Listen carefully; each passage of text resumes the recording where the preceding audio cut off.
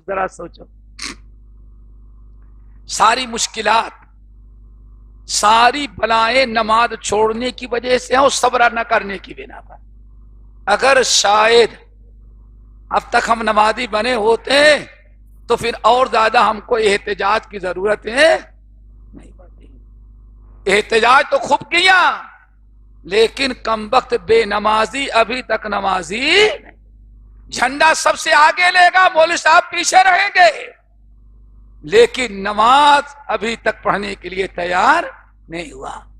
بڑی اچھی بات کہی بھائیوں کو ہم نے سنایا، جمعے کا خطبہ دیا شارجہ میں، خطبہ پسند پڑا تو ایک پاکستانی کھڑا ہوا، بڑی اچھی بات کہی، کہا استاد سب کچھ کر ڈالیں شیخ صاحب، آج مسلمان اسلام کے لیے جان تو دے سکتا، دینے کے لیے تیار ہے، لیکن اسلام پر عمل کرنے کے لیے تیار۔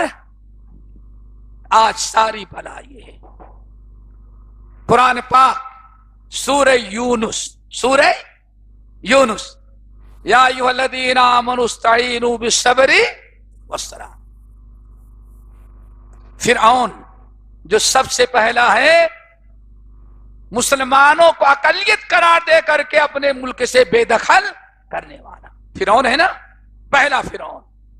جب اس نے بہت تنگ کیا تو غریب مسکین مسلمان موسیٰ علیہ السلام کے پاس آئے اور کیا کہا، موسیٰ فرعون نے بڑا ظلم کر رکھا ہے تو ملک سے بھگا ہی دے گا یا ذبح ہی کر ڈالے گا ہم لوگوں کو، تو کیا اللہ تعالیٰ سے دعا کرتے کہ اللہ تعالیٰ فرعون کو ختم کر دے، ہاں ہم مسلمانوں کو نجات مل جائے۔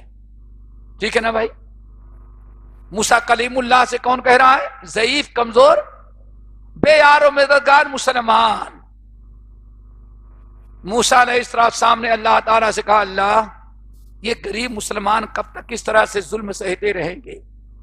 آئے دن کم وقت نیا نیا قانون پاس کرتا، نیا نیا بل پاس کر رہا ہے، یہ کر دیں گے، یہ کر دیں گے، یہ کر دیں گے، ہاں ملک بدر کر دیں گے، لڑکوں کو مار ڈالیں گے، لڑکیوں کو تو اللہ تعالیٰ اب تو مسلمان تنگ آ چکے ہیں، اللہ ذرا مسلمانوں میرے پاس غریب آئے، اللہ تعالیٰ مسلمانوں کی تکلیف کو دور کر دے۔ ٹھیک ہے نا بھائی؟ اللہ نے کیا فرمایا؟ اب موسیٰ دعا کر رہے ہیں اور بھائی ہارون آمین کہتے ہیں۔ دعا بھی معمولی نہیں، دعا کلیم اللہ کی، جلیل القدر نبی، اللہ مسلمانوں کو فرعون کے ظلم سے نجات دے۔ اور آمین بھی کون کہہ رہا ہے؟ وہ بھی نبی اللہ ہارون علیہ السلام۔ ہوگی نا جب دعا مانگی، وَأَوْحَيْنَا إِلَى مُوسَىٰ وَأَخِيهِ أَن تَبَوَّآ لِقَوْمِكُمَا بِمِصْرَ بُيُوتًا وَاجْعَلُوا بُيُوتَكُمْ قِبْلَةً وَأَقِیمُوا الصَّلَاةَ وَبَشِّرِ الْمُؤْمِنِینَ۔ اللہ نے فرمایا موسیٰ نے جب فرعون کے ظلم کی انتہا کی شکایت کی اور مسلمانوں کو نجات دینے کی دعا ہم سے کی کہ فرعون کے ظلم سے بچا لے، تو اللہ فرماتے ہیں ہم نے موسیٰ کی دعا قبول کیا اور موسیٰ اور ان کے بھائی ہارون کو کہا دو کام کرو، نمبر 1 ان تبوا لقومکما بمصر بیوتا،